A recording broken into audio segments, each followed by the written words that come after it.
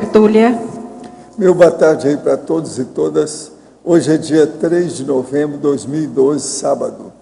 O verbete é de número 2467, 5 páginas, 54 logias e 8 máximos. O tema é desordem familiar. A especialidade é interprisiologia. Quem redigiu o verbete aqui com muita dedicação e olhou muito detalhe é a nossa professora Rosana, que está ali hoje com uma infraestrutura muito séria aí da turma. Definição. A desordem familiar é a condição de desarmonia, pertúrbio, desorganização e inconstância persistentes no âmbito conviviológico intrafamiliar, perpetuadora dos desafetos consanguíneos, resultante da ausência de discernimento e das posturas anticosmoéticas ainda vigentes no grupo. A necessidade do holopensene pessoal cosmoético, a atmosfera patológica das desafeições intermináveis, a dificuldade do grupo desafeiçoado chegar às decisões cosmoéticas conjuntas, os maus hábitos cronicificados, a autovitimização de integrante do grupo reforçada pelos familiares, a patologia das crenças religiosas, interferindo no convívio familiar, o freio evolutivo da fé cega, a desordem interna refletindo a desordem externa, a desorganização financeira intrafamiliar, os desafetos mantenedores de ressoma grupal, a dessoma intranquila dos componentes do grupo, as parapatologias intragrupais, a paraparentela vinculada ao grupo pelos desafetos de ações pretéritas, a paraprocedência dos integrantes da família, os para-reagrupamentos evolutivos, o desassédio grupal, a implantação da TENEPS pessoal. Nós temos aí na argumentologia o tópico sobre etologia, 9 comportamentos patológicos apresentados por um ou mais integrantes da parentela e que são sustentadores da desordem no núcleo familiar. Depois tem o tópico da terapeuticologia, com 5 técnicas assistenciais auxiliares na remissão de comportamentos disfuncionais intragrupais, favorecedoras de renovações sadias e fraternas. Na remissiologia de 15 verbetes, nós destacamos acerto grupo kármico, autodesorganização, carga da convivialidade, conflituosidade e consciência grupo kármica. Agora, a frase enfática. A desordem familiar resulta do acúmulo das microentropias diárias e dos pequenos gestos antifraternos, gerando acomodação mimética nas posturas anticosmoéticas e na patopensenidade. Você ainda é suscetível no padrão nosográfico da parentela genética? Já é amparador intrafísico da família ou engrossa o coro dos assediadores intramuros? A bibliografia específica, eu chamo a atenção, tem 7 fontes bibliográficas. Agora, a mega-análise aí com João Paulo são 20 itens. Patomimese, desacerto, desafeto, desentendimento e desorganização. Interrelação, intercompreensão, reconciliação, anticosmoeticidade, antifraternidade. Consanguinidade, intragrupalidade, psicossomaticidade, microentropia e antagonismologia. Interprisiologia, conflitologia, conviviologia, grupo karmologia e harmoniologia. Agora, o verbete hoje do dicionário é max para conscienciologia. O argumento é omnipesquisológico. Eu chamo a atenção para o tópico, a divisão do argumentário, que tem uma listagem de 7 itens. Agora aqui, questionamento. Sou baiano e tive criação espírita. Cheguei à Conscienciologia após assistir alguns vídeos sobre projeção astral no YouTube. Desde então, pesquiso sobre as novas correntes de estudo que abordam o espírito como sendo consciência. O senhor conhece o Moisés Zezagui? Ele é projetor veterano. Criou a instituição chamada SEC, Centro de Estudos da Consciência. Aborda estudo com bastante semelhança à Conscienciologia. Alguma vez já se encontraram? Se não, o senhor não tem curiosidade em conhecê-lo e debater com ele esses estudos? Ele diz que quando há uma explosão muito intensa em Hiroshima, o corpo astral e o mental são destruídos e a consciência deixa de existir. Qual é a sua opinião sobre isso? Olha, essa é a terceira vez que eu vou responder, que o povo já me perguntou sobre esse senhor. Eu não o conheço, e outra coisa, sou projetor desde os 9 anos, e outra coisa, eu fiz um curso de pós-graduação no Japão. Eu tenho minha opinião sobre isso. Isso tudo é besteira, ninguém é destruído. O processo que destrói é apenas o corpo humano e as energias que acompanham o corpo, mais nada. A pessoa, às vezes, fica um pouco chocada fora do corpo. Isso eu analisei desde a década de 60. Há mais de 50 anos que eu venho estudando isso aí. Agora, do ponto de vista da dessoma, o choque feito por explosão, seja qual for, não é só de radioatividade, qualquer uma delas, é o que dá mais choque mesmo. É o maior choque que tem na dessoma, é por explosão. Porque, às vezes, a pessoa, em 10º de segundo, ela muda de dimensão e não volta atrás mais. E é destruído, às vezes, o corpo instantaneamente. Aquilo some na hora, mas a consciência fica. Agora, isso aí, essa hipótese dele é bobagem grande, besteira. Isso aí é coisa rudimentar, né, de quem está começando a estudar os negócios. Haver Betógrafo. Na Fatologia, página 2, segunda linha. De que modo reeducar a desorganização financeira intrafamiliar? A má gestão do patrimônio, se não recebemos educação financeira na escola nem na família.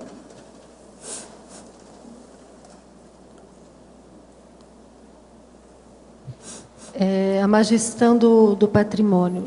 Eu vivi isso na minha família, por causa disso que a inspiração do verbete de desordem familiar também foi um dos pontos. Eu acho que é desde a infância, o professor Valdo cansa de falar que, e tem cursos também, inclusive com o Loschke, da PEX, ou de outras coisas da programação, né, existencial, do pé de meia. E a organização financeira intrafamiliar é uma coisa muito séria, porque isso reverbera até na Consciex, depois da dessoma, tive experiências com isso também. A desorganização financeira familiar é desde a infância. Eu acho que desde esclarecer a criança e se organizando entre a parte de burocracia também, qualquer coisa que você faça, tentar deixar isso em cartório, deixar isso organizado, deixar uma pasta organizada, porque com certeza no futuro isso vai pegar a família toda. Isso eu vivi muito isso aí na minha família. Isso deu muita briga, muita discussão. As próprias Consciex também, que não deixaram isso organizado, sofrem essas consequências. E o meio é a conscientização e esclarecimento desde a infância. Desde a da adolescência, depois no adulto, os bens, as coisas estando bem organizadas. Existem profissionais para isso, em cartório, e própria a parte burocrática, deixar organizado. Isso é o que eu penso e o que me inspirou a fazer o verbete. Porque eu sei o tanto de repercussão negativa que deu na minha família e várias outras que aconteceu isso. Na Fatologia, página 2, sexta linha. Qual é o ponto crítico das inter-relações consanguíneas?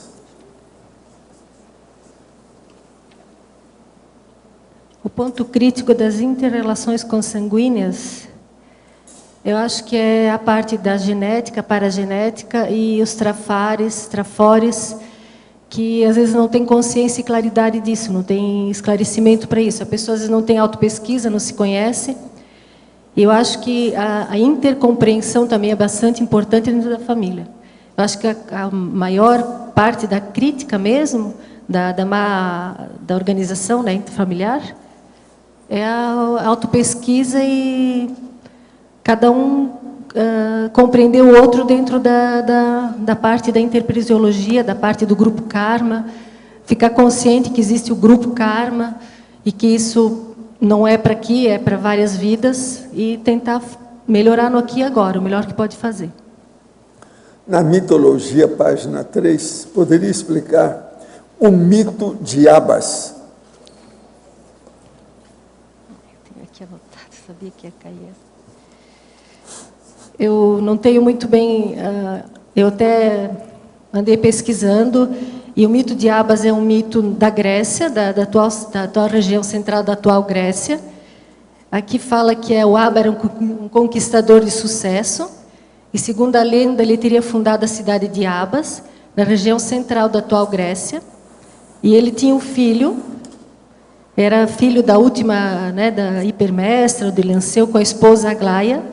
Ele foi ele foi pai de 4 filhos, ele teve gêmeos, ele teve filhas, e foram da linhagem dos reis Argos, que passaram a ser chamados de Abantidas. Então, o que tem a ver ali, saindo agora do mito de Abas, mais para o nosso processo de agora, nosso atual processo, o mito de Abas está relacionado à difícil convivência nas famílias e o ódio que nasce nas relações familiares.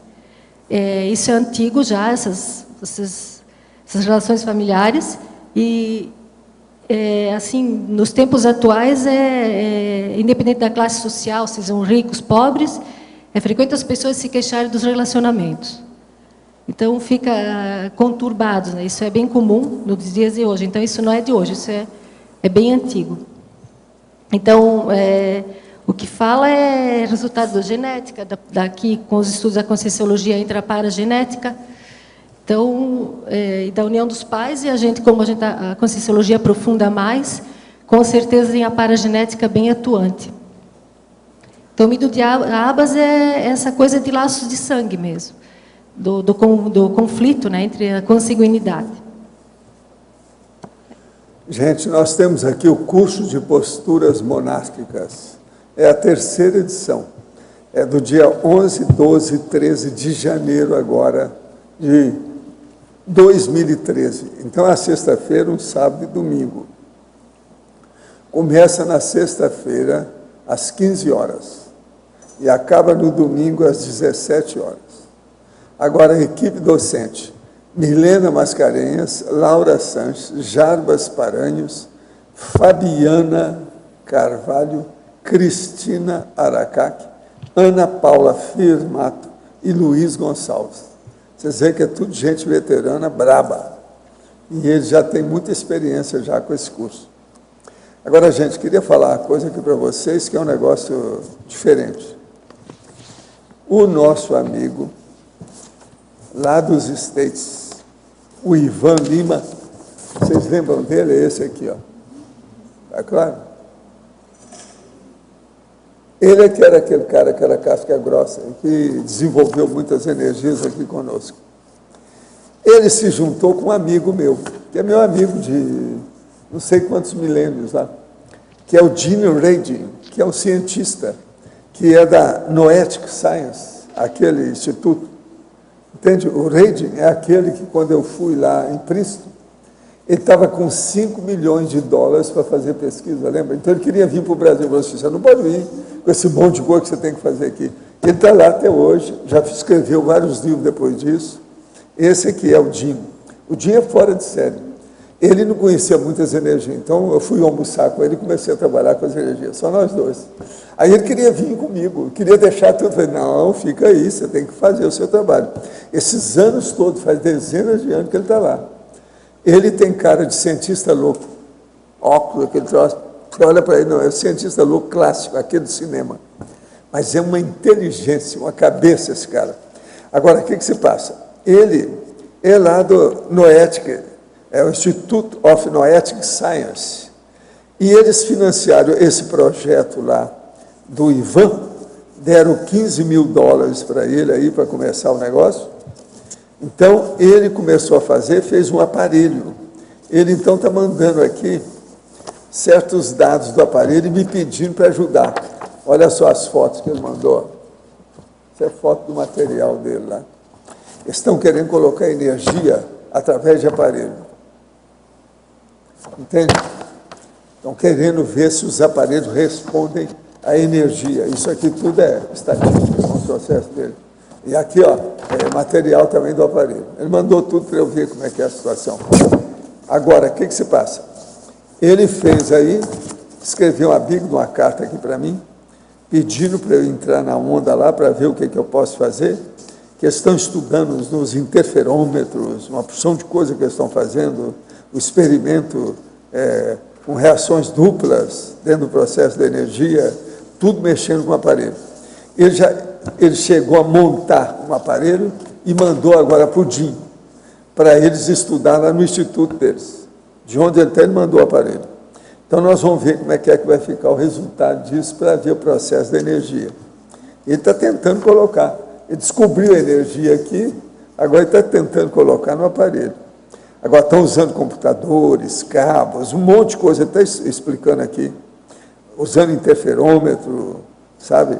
E ele está tentando ver os efeitos da microtelecinésia, quer dizer, telecinesia, movimento à distância, pequenos movimentos, através de aparelho.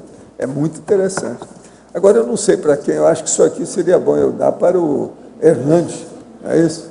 Eu estive pensando nisso. Ele não está por aí hoje, não, né? Seria bom ele ler aqui a carta com os casos todos e ele entrar em contato com o Ivan, que vai ser bom isso aqui. Alguém vai encontrar com o Hernandes aí hoje? Você vai? Passa lá para ela, então, para mim. Obrigado, viu? Faz favor, isso aí vai ser bom. Fala com ele para ler, que aí vai ter explicação de tudo na carta do Ivan. Eu entrego, então, à professora, sabe aqui a nossa eminente Rosana Reis, que diretamente da monarquia, que ela deixou, que vai falar sobre o assunto familiar aí para vocês. Agora, na fatologia, página 1, primeira linha aqui. Atmosfera patológica das desafeições intermináveis.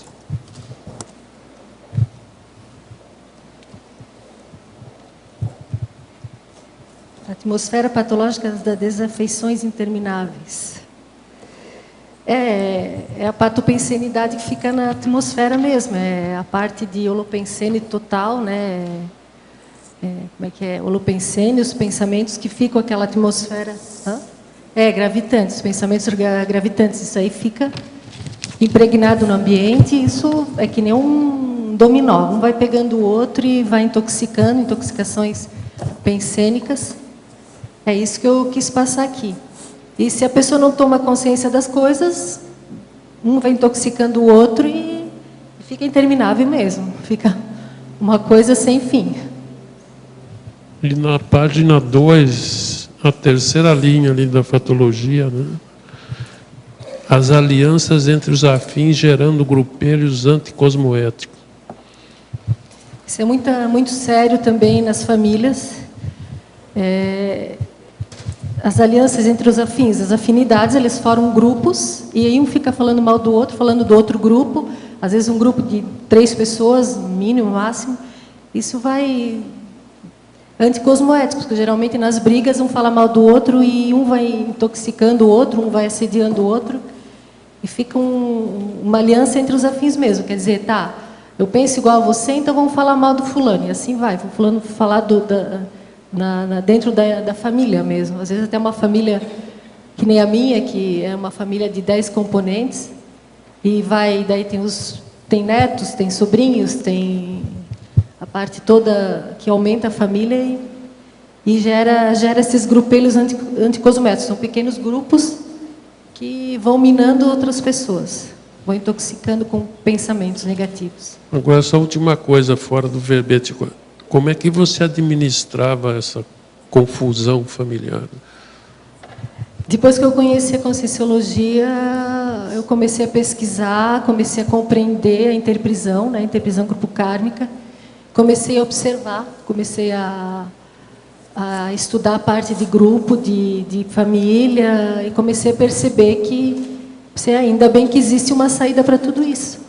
Existe um esclarecimento que a gente pode ajudar a família e sair dessa interprisão. Quer dizer, nem todos aceitam, tem pessoas que não querem, a gente não pode fazer estupro evolutivo, mas depois que eu fiz o verbete também teve muita repercussão positiva na família, E não só na minha, em outras que como eu sou psicóloga, atendi várias queixas desse tipo, e eu pude ajudar com mais clareza. Isso foi a minha inspiração do verbete. Tá, ok, obrigado, hein?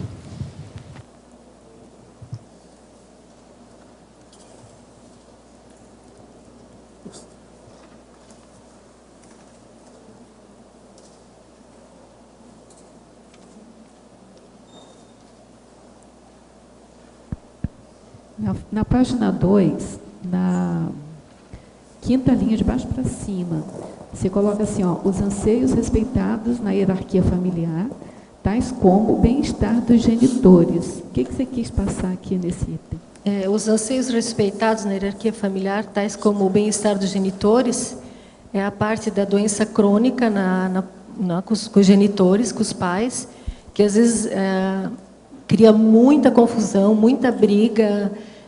As pessoas não pensam mais neles, as pessoas não priorizam o pai e a mãe, ou, enfim, a pessoa que precisa de ajuda, né, que é o ciclo familiar, que a gente, como filho, agora pode... E deu muita briga também com isso. Ah, eu não cuido, essa coisa de quem fica com quem cuida de quem. Então, isso ficou... O que eu quis passar é que a prioridade aí seria o pai e a mãe, e pensar como você vai cuidar dessa pessoa que agora está precisando de ti. Então, com maior clareza, maior organização. Então, o que aconteceu foi reuniões familiares e coisas para organizar isso aí. Porque, na realidade, isso pode...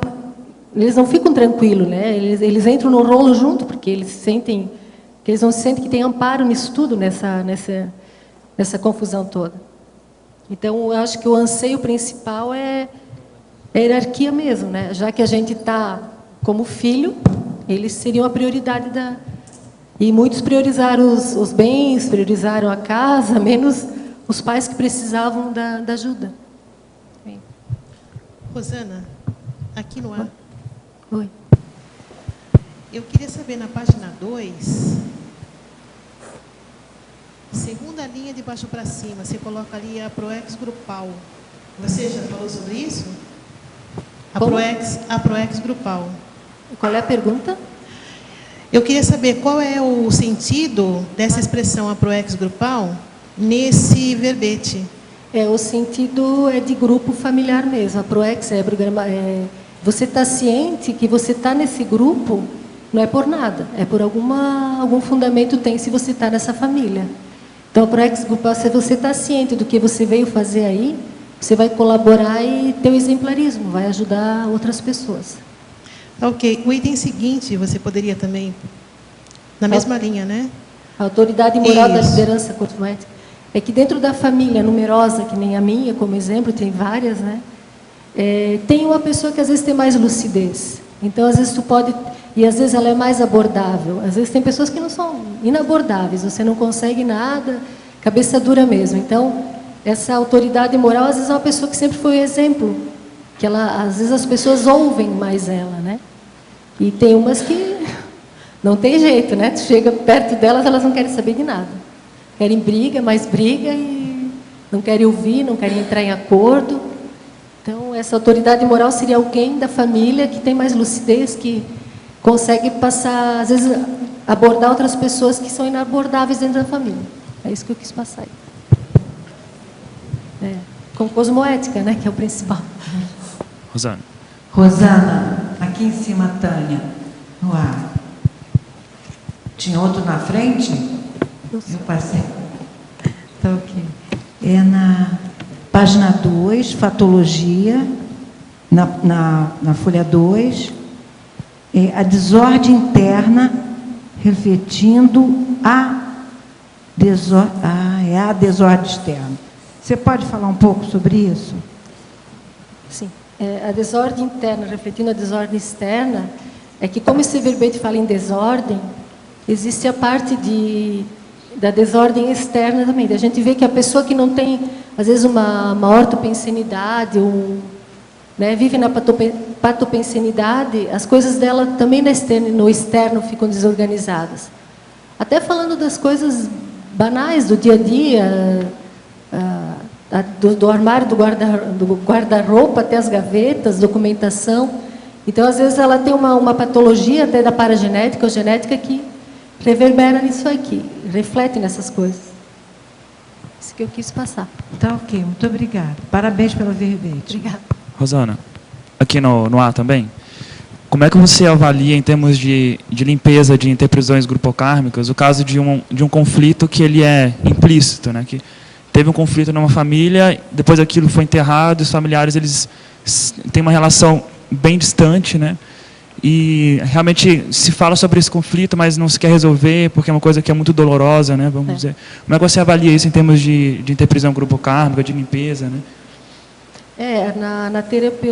Na terapeuticologia tem esses meios, essa parte de abordar com exteriorização de energia, o estado vibracional na própria família, arco voltaico, seria um meio de ajudar. Só que nem sempre a gente consegue isso. Tem até o mito da família perfeita que não existe. Então, essas coisas eu coloco aqui nos não ditos, que é muito sério. Os não ditos são muito sérios. Só que como a energia ela não tem porta, não tem janela aqui, né? Então ela fica ali no ambiente. E é difícil, às vezes as pessoas ficam com esses não ditos aí debaixo do tapete. E eu entendi perfeitamente o que você me perguntou, mas o meio como a gente pode ter uma abordagem terapêutica da exteriorização de energia, talvez essa pessoa se abre e começa a falar dos conflitos dela e tem muita paciência, né? Tem que ter e tem o exemplarismo também. Você dando o exemplo de você falando dessas coisas, vendo que não é um bicho de 7 cabeças, diz, não, isso não tem problema nenhum, a gente está aqui para a parte do acolhimento dessa pessoa. Às vezes ela vai abrindo, só que, claro que com certeza ela vai ter medo, né? Ela vai ter medos que não vai permitir ela de explicitar todas as coisas. Então, isso é bem sério mesmo, mas a terapeuticologia seria um caminho, seria uma dica para isso. Obrigado. Rosana, a Beth aqui em cima. B. Aqui, Tudo bem? Tudo. Primeiro, parabéns pelo verbete. Obrigada. Compreendo perfeitamente esse item. Eu estou aqui dentro dos fatologia, que é a família numerosa, mas eu gostaria que você falasse mais, ampliasse um pouquinho mais na fatologia, na página 2, começa no final da 9ª linha até a 10ª. O assistencialismo entre os membros da mesma família. Você poderia ampliar um pouquinho mais sobre isso?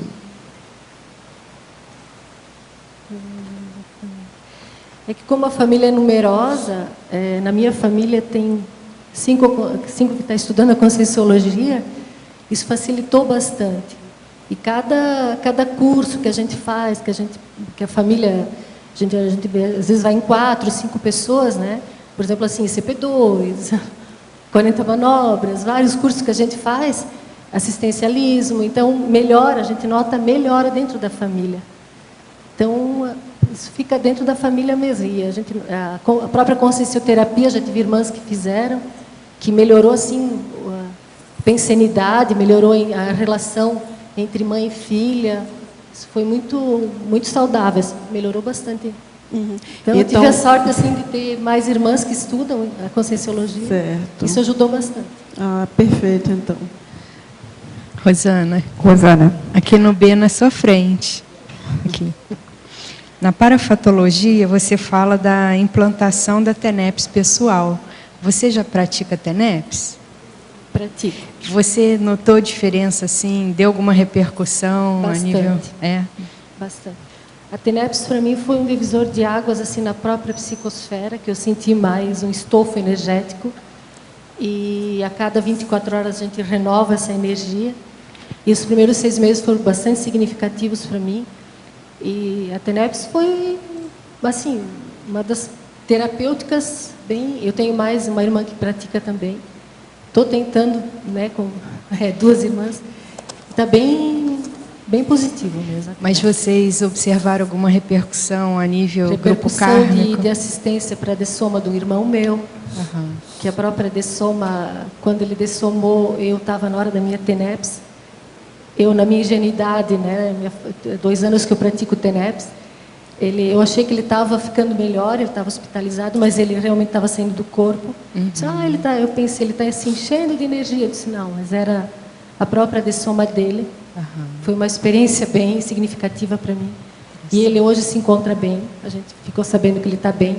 Então, foi N coisas positivas. A minha própria mãe também, que está com 85 anos, ela deu para ver que a qualidade de vida dela melhorou bastante. Então, foi bem positiva a TENEPS dentro da praticante da TENEPS dentro da família, ajuda bastante. Que joia. Obrigada. Rosana, aqui no B, página 2, na terceira linha, de baixo para cima da patologia, você coloca herança cultural da linhagem genética herdada. Você pode comentar? A herança cultural é que a minha família é italiana, pai e mãe. Tem a parte austríaca do meu pai e italiana. Então, é bem visível o italiano aí. É mesmo as pessoas não falam baixo, elas falam alto. Não tem a cozinha, é o melhor encontro, né? A comida. Então, essa herança cultural está bem clara. E a parte do catolicismo também ficou bem evidente, essa coisa de, Deus resolve tudo. Deus que vai, né? Deus quis. Então, isso também interferiu bastante na... Então, dentro disso que você está falando, na neossinapsologia, você coloca as inculcações religiosas dificultando a aquisição da neossinapse. É isso aí que está falando? As inculcações religiosas realmente fica ali bloqueios mesmo energéticos, e não adianta você, às vezes, fazer estupro evolutivo, tem que respeitar o momento da pessoa. Então, eu coloco a TACOM e a TARES, a TACOM como opção, como tarefa eventual, e a TARES conforme a pessoa vai dando abertura, dentro da família mesmo. Mais uma perguntinha, aqui na parapatologia, na terceira linha, você coloca a paraparentela vinculada ao grupo pelos desafetos e ações pretéritas. Dentro da sua pesquisa, como é que você identificou isso? Eu não tive só na minha família, mas como sou psicóloga, meus pacientes às vezes chegam com consciex, com malas de documentos, coisas mal resolvidas. Aí a pessoa traz, às vezes, conforme a abertura que eu tenho com a pessoa, eu falo da consciex, e eles mesmo dizem, não, realmente, ele morreu, ele dissomou com grandes desafetos, com brigas, com problema a parte de essas coisas de herança mesmo, de documentação. Então, ficam vinculados ao grupo mesmo, eles vêm com a pessoa. E a parte da minha família também já aconteceu isso aí. Então, isso é bem sério mesmo, então fica todo mundo preso nessa coisa mal administrada. Obrigada.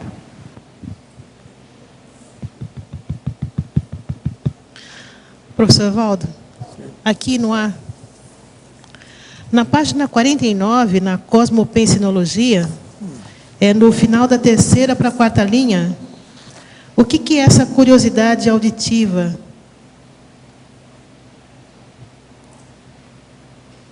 Página 49, Sim. Cosmopensinologia. Sim.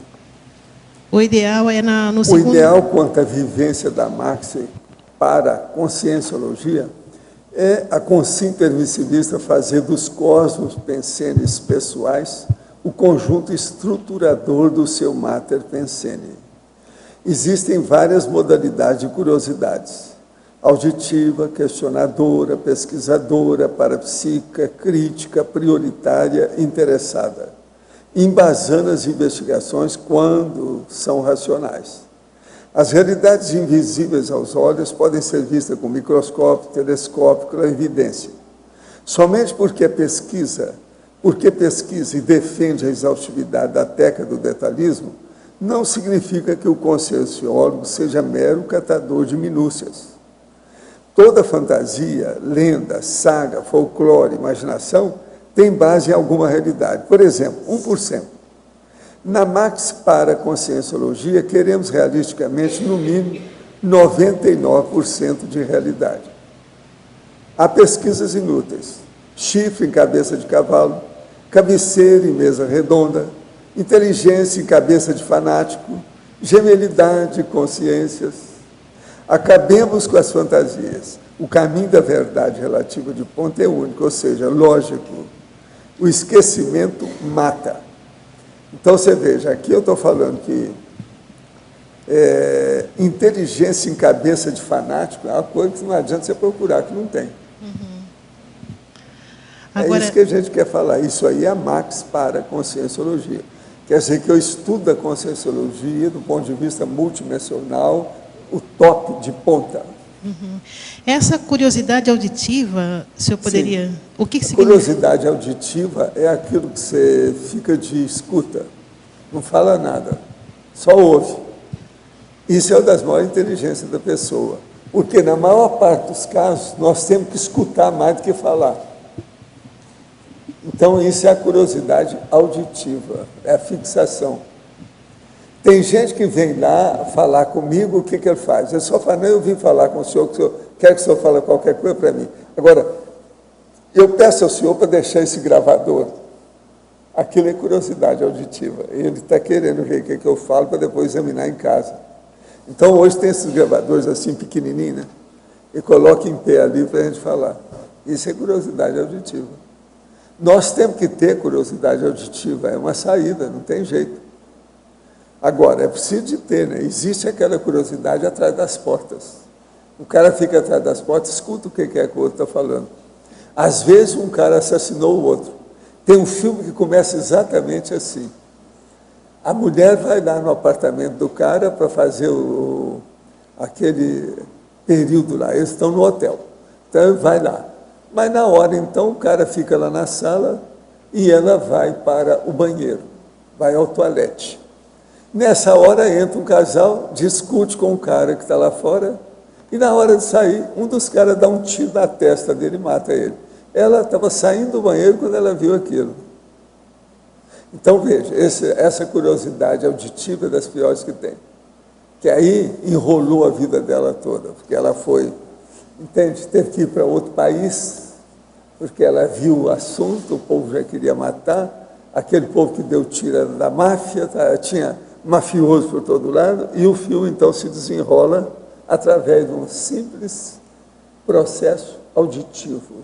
Tudo que ela ficou assim, a hora que estava saindo do toalete, ela viu o tiro que o cara deu na testa do outro. Acabou com ele. Você entendeu, então, o que quer dizer a curiosidade auditiva? Isso é um fato. Agora, o melhor aqui dessa história é isso que eu estou falando. Não procure inteligência em cabeça de fanático. Isso é igualzinho a buscar a cabeceira numa mesa redonda. Não tem cabeceira. Tá ok?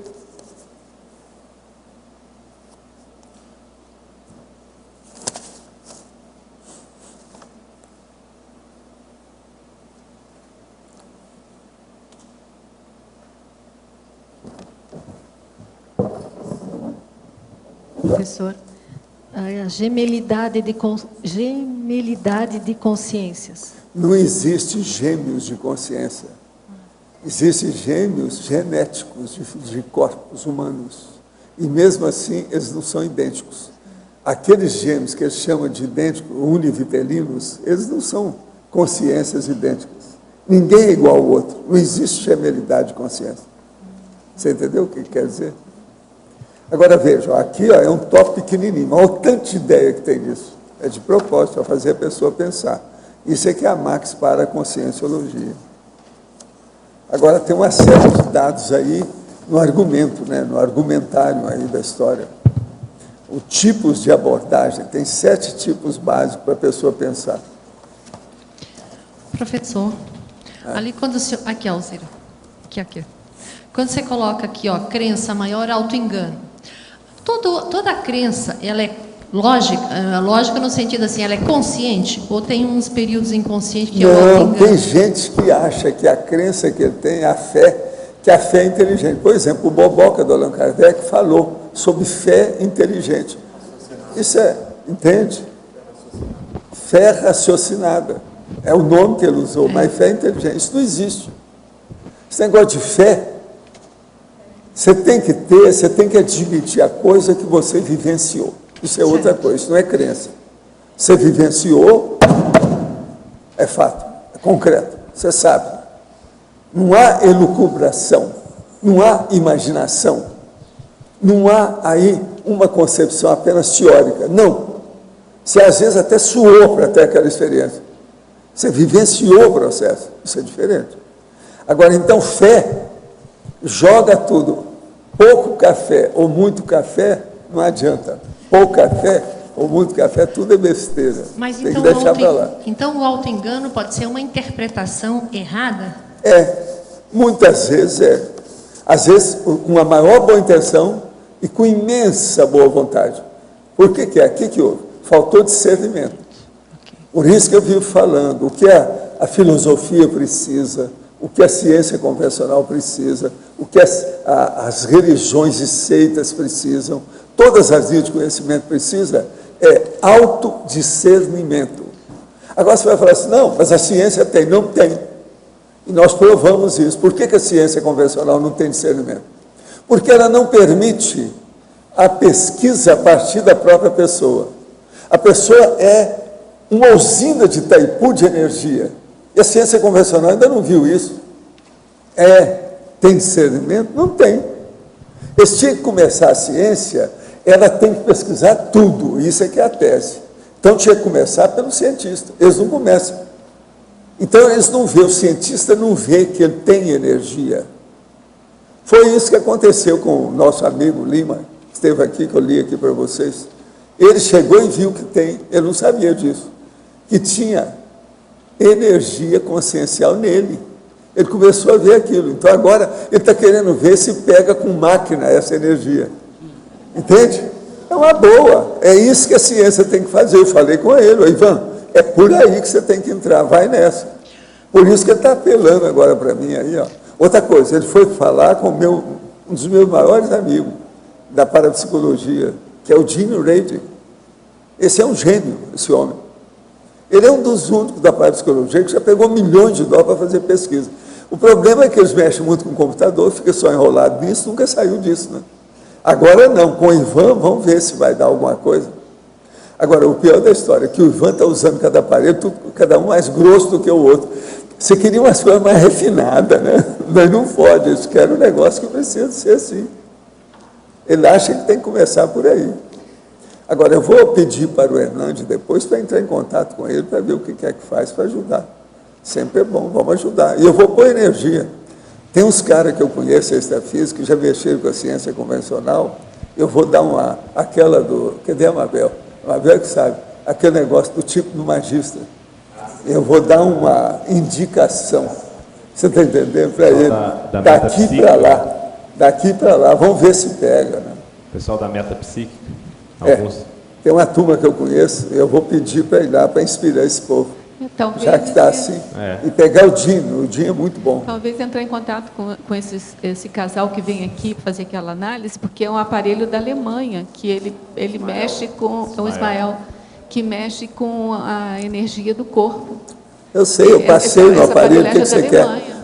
Eu passei. Talvez seja bom, né? Mas olha, isso é lá com o Hernandes, ele sabe tudo, eles vão entrar em contato com isso, eles vão entrar. Outra coisa, eu fui lá no aparelho, já passei lá nesse aparelho dele. Agora, você sabe, eu gosto de um aparelho que eu tenho atrás da testa, que fica aqui, você está entendendo? Nos lobos frontais, os pré-frontais, que é a vontade. Esse aparelho, eu confio muito nele. Qual seria a recomendação quanto aos conflitos que acontecem entre pessoas que estudam a conscienciologia? Você quer falar alguma coisa? Porque isso também é familiar. É a família consciencial. Tá certo? Os conflitos que acontecem entre pessoas que estudam a conscienciologia. Os conflitos, eu acho que a conscienciologia, ela tem, por exemplo, assim, os trafares, trafores. Então, eu acho que um compreendendo os trafores do outro, isso vai gerar ciclos vamos dizer, de cura, de ter mais consciência. Então, conforme for, a pessoa é a compreensão de novo, é a intercompreensão de novo. Então, se vai existir conflitos entre a conscienciologia, vai, mas, na realidade, se um olhar o outro como evolução, então todos nós estamos ajudando o outro a evoluir. Existe o conflito está aí, mas olhar o conflito com consciência. Então, isso aí vai ajudar a compreender o outro dentro da conscienciologia. Se você mudar a palavra conflito e colocar debate, você vai ver que é isso que a Conscienciologia adora. Melhorou. Nós fazemos o debatódromo aqui. Hoje, esse aqui já é o terceiro que eu estou fazendo aqui, ó. Aqui, nesse local, quer dizer, no tertuliário. Eu acho que... Então, o debate é muito importante. Então, o que tem mais de, se você for considerar conflito, é conflito de ideia de quem está debatendo. Isso é a discussão técnica científica. Isso é muito importante, nós precisamos disso. Isso é muito sério. Agora, aqui para você, Fatologia, página 1, final da terceira linha. Poderia abordar a patologia das crenças religiosas interferindo no convívio familiar e também, logo em seguida, o freio evolutivo da fé cega.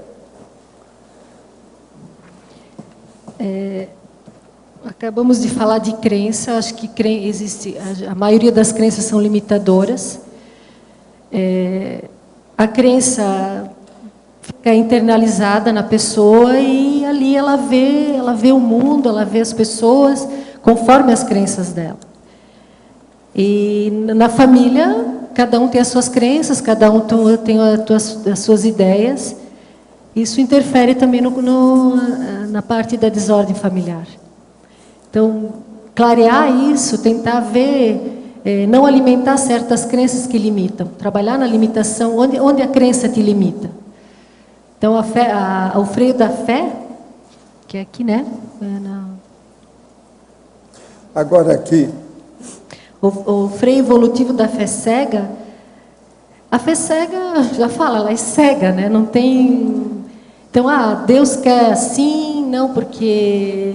Jesus quer, não, ele morreu por nós, então a gente transfere toda a nossa responsabilidade pessoal de consciências em evolução para fora da coisa, né? A síndrome da ectopia efetiva, acho que é bem isso também, que fala sobre isso. É aí que eu quis dizer o freio da evolutivo da fé cega. Então a pessoa não quer sair daí, é patomimese mesmo, aquela mesmice, não quer sair da fé cega. Agora aqui, efeitologia, página 2, final da primeira linha. Poderia comentar o efeito dos mal-entendidos? O efeito dos mal-entendidos é muito sério, porque aí começa a reverberar em brigas, discussões. A gente fala uma coisa, a pessoa entende outra. Então, isso é muito sério. Às vezes, ela está levada pela emoção da raiva, do medo, ou da vitimização, e esse efeito dos mal-entendidos, com certeza, gera brigas e desafetos. Agora, nós temos aí no verbete do BAC, página 52, poderia ampliar o item evoluciologia? Evoluciologia. Perante a evolução consciencial, vale a pena remoer o passado com as autorretrocognições sadias. A parapercepção energética permite a você perceber o calor humano de cada holopensene ao modo de higrômetro das amizades. Higrômetro, vocês sabem, ele pega aí o processo principalmente de umidade, etc. Tal. Não é humildade, não, umidade, quer dizer, dá o processo mais líquido, aquoso, né, que fica impregnando as coisas. Agora, quem quer evoluir e pesquisar a evolução consciencial, seca os olhos e elimina as autovitimizações e queixumes. Os bustos do gênio dos séculos não lacrimejam, nem com os pingos da chuva. Não evoluir é regredir. Auto-mega-traforismo, 2 pontos, é a única nobreza. Crença, maior auto-engano. Então, a gente pode falar para a turma da Laura lá do curso, que auto-mega-traforismo, traforismo, é a única nobreza que tem. A monarquia já foi para o espaço. Então, isso tudo está dentro da evoluciologia. Agora, eu vou colocar aqui, os apriorismos fossilizam, que isso é lá do manual dos megapensentes em vocabulário. Agora, escuta, para você aqui, Rosana, qual a melhor forma de ajudar o grupo karma desorganizado? A exemplificação da auto-organização seria suficiente para ajudá-los, já que não é consciência nem abertura, não há consciência nem abertura dos mesmos?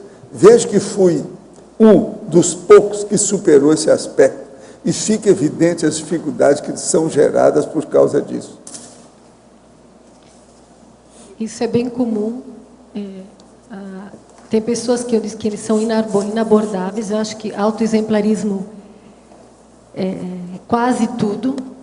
E a parte da empatia, de compreender o estado do outro, também ajuda. Na realidade, esse conflito entre querer que o outro mude é da gente mesmo. Então, a gente tem que fazer o que pode, fazer o melhor que pode.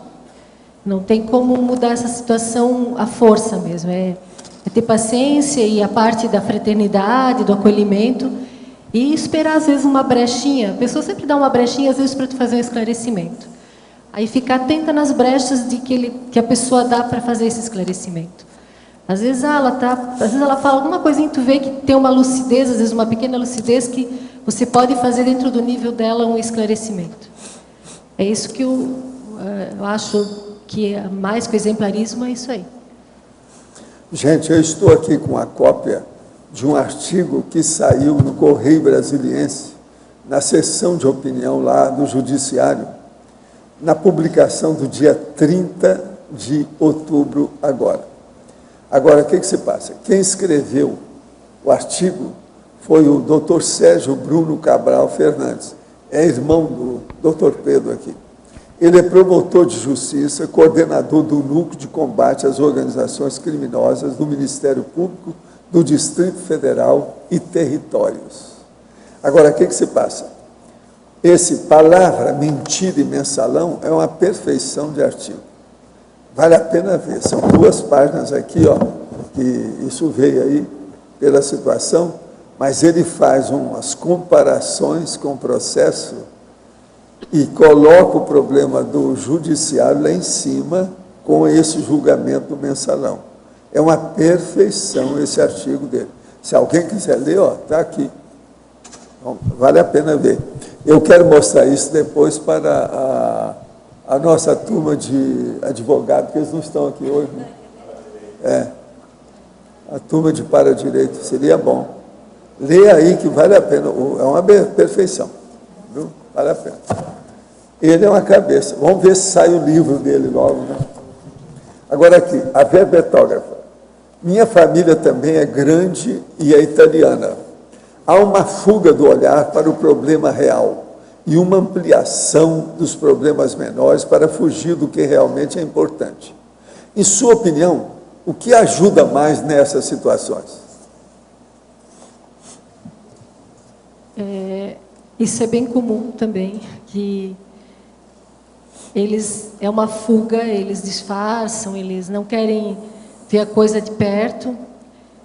De novo, eu vou para a terapeuticologia, que a conscienciologia em si tem técnicas que podem ajudar, sem a gente precisar falar muito.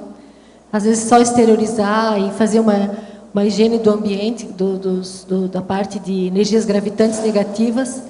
Isso pode ajudar também.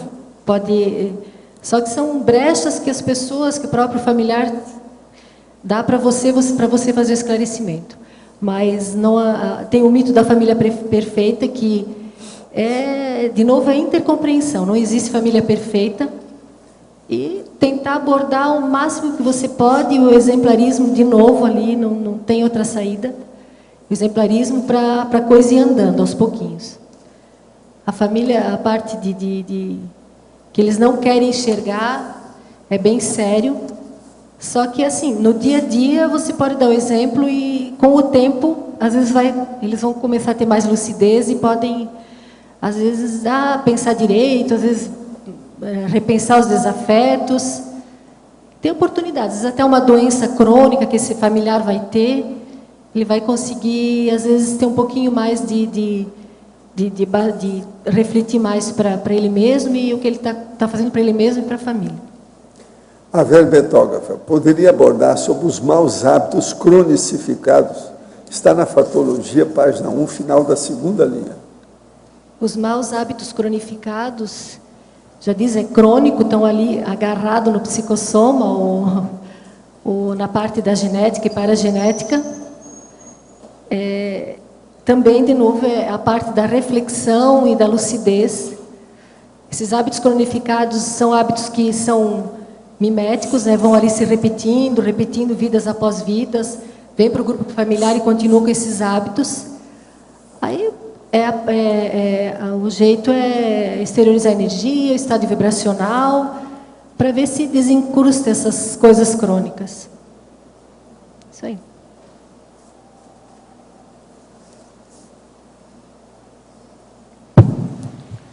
No dicionário. Eu queria, aqui no B, Renato, aqui embaixo. Eu queria, se você pudesse aprofundar e falar da sua experiência, como que você agia na condição da hierarquia, né, da família? Porque, às vezes, a gente está numa condição que a gente está no nível hierárquico inferior. Então, assim, na família nuclear, o pai manda, a mãe direciona e a gente tem que obedecer. E, muitas vezes, esse direcionamento ele é patológico por causa dessa desordem que existe. Como que você lidava com isso e como que você saiu disso, se existiu na sua família? A minha experiência com hierarquia e priorizar a parte de pai e mãe é que a minha mãe precisou de cuidados, que ela está com 85 anos, e houve muita briga em família por causa quem a pessoa cuidadora não tinha condições de cuidar, né? Não era irmã, era um outro familiar e parente. Então aí eu comecei eu mesma a pensar dentro da cosmoética, dentro da parte de priorizar o que é mais importante, é o cuidado dela. Aí a gente se organizou entre irmãs e a gente disse, não, nós vamos ter que mudar isso, porque a hora que ela dessomar, a gente não vai ter tranquilidade, porque a gente não fez o que tinha que fazer com ela. Então, ela não estava tomando a medicação certa, ela não estava se alimentando direito, então a dessoma dela ia ser prematura. Tanto que depois que a gente se organizou nesse ponto, priorizamos ali foi priorizado a mãe, deu muita briga até se organizar, porque a pessoa em si estava na casa. Então, ela estava querendo ficar ali, né? Então, deu muita briga até ela entender que ela não tinha condições, ela trabalhava fora, e minha mãe precisava de cuidados extras. Então, deu muita briga na família toda. Até hoje tem desafetos por isso. Então, assim, na minha mente eu tinha assim, assistência para o que aconteça melhor para todos, dentro da família, e dentro da cosmoética, e a prioridade da minha mente era sempre a minha mãe. Sempre a parte materna, e disse, não, a prioridade dela é agora, né? É ela mesma. E a parte, porque assim, chega uma hora que eles precisam da gente, então eles abaixam a guarda, né? Então, agora minha mãe está numa situação de dependência. Minha mãe, a personalidade dela é muito controladora, ela é uma general, ela cuidou de 10 filhos, né? E hoje não, hoje ela está aprendendo assim, ela já está com problema de visão sério, então, deu para ver que agora ela a oportunidade de ajudar. E ela não se conforma. Ela disse, eu não sou mais nada nessa casa. Eu disse, mas mãe, a mãe está precisando dos nossos cuidados agora. Então vai chegar uma hora que tu vai ter oportunidade de baixar. Eles vão baixar a parte general, né? A parte de querer mandar. Eles vão se sentir, e não é fácil, porque a minha mãe até hoje reclama, vocês não deixam eu fazer nada, mas a gente não deixa, porque ela pode cair, pode quebrar uma perna na situação dela. Mas a personalidade dela é muito forte, é bem general mesmo. Então, a gente esperou a oportunidade de novo para ela precisar da ajuda mesmo. Foi bem, assim, está bem claro. E ela está cada vez mais, está mais calminha, está se deixando a gente ajudar ela, já está, né? Está bem velhinha. Professor Valdo, no dicionário, quando o senhor comenta a maxi-para-conscienciologia, em termos gerais, a conscienciologia já é, em si, max e já é para, teoricamente. Sim, mas é sempre bom a gente chamar, né? É bater na mesma tecla. Fazer aquilo que eu chamo de bate-pensenidade cosmoética. Exaustividade, detalhismo. Tudo seria um reforço didático em cima do contexto abrangente da conscienciologia. Tá vendo, fez você pensar, tá vendo? Já valeu. É isso. É isso que eu quero. Quero criar problema Quero arranjar bicho de goiaba dentro, atrás da sua testa. É, de certa forma, aquela análise de macrocosmos, microcosmos, né? Agora, olha só os pensamentos que tem aqui. Aqui é mais como... Você sabe que essas 3 páginas que tem aqui, tem 81 itens, né? Dentro dos meus dados. São 81 que tem ao todo. Aonde tem mais itens é na conclusão. Conclusion. Até eu queria discutir um deles ali no conclusion, no finalzinho. O senhor coloca ali 5 megapensenes, de certa forma, compostos de 2 mais 3, né? Os 2 primeiros fazem uma análise comparativa e depois... E não existe arrependimento antecipado. Existe planejamento antecipado. O folgado suspira, o louco delira, o gênio transpira. Eu estou fazendo o que eu posso para chamar a atenção, para vocês pensarem. Entende? Você viu essa também, tá vendo? Valeu a pena. Não, pois é, aqui fica bem interessante, porque o senhor faz uma composição matemática de 2 mais 3 aqui, e reforça a ideia inicial através das argumentações finais. Eu estou reforçando cada vez mais. É de propósito. O folgado suspira, o louco delira, o gênio transpira. Isso aí é o resumo de tudo. É o resumo. Né? É que a gente pode fazer só análise aqui rapidinho, só lógico. A análise de eu sou folgado, eu sou louco ou eu sou um gênio? Se você faz um pouco de cada, você... Tá vendo? Você já está fazendo... Primeira pergunta, você quer ouvir a resposta? Você quer a nossa opinião? Você quer a opinião? Não, Lógico, obrigado. Você é do trio Parada Dura, isso é muito Eu não estou importante. nessa, não, eu sou... Primeiro saber se ele quer saber a resposta, professor Valdo. Pergunta para ele. Não, eu sou o que transpira. É só aqui. para reflexão. Vai eliminando, né? O trio Parada Dura tem os 3, né? Então, quem é Preciso quem? saber agora quem é quem. Quem é quem? Vamos identificar esse povo.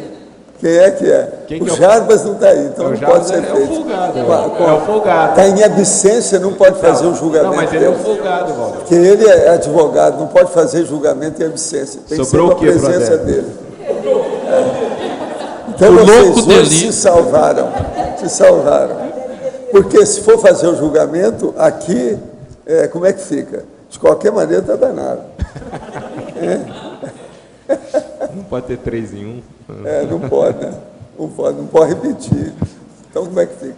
Mas o que você queria? Walter, aqui no verbete, na página 50 do DAC, né? Tem o último parágrafo, o conclusion, autoproexologia, mais ou menos no meio dele, seria a 6ª linha, de baixo para cima. Você fala, o verdadeiro vencedor é você vencendo você mesmo. Você pode falar um pouco mais sobre isso? Porque o problema todo é o seguinte, isso aí é dos princípios do conscienciograma. A pessoa tem que fazer uma autoavaliação. Se ela tem dificuldade de fazer essa avaliação, ela deve fazer uma heteroavaliação, quer dizer, através dos outros. Ela tem que pedir alguém para avaliá-la, para ver como é que está a situação. Agora, através disso, o que é que vai acontecer?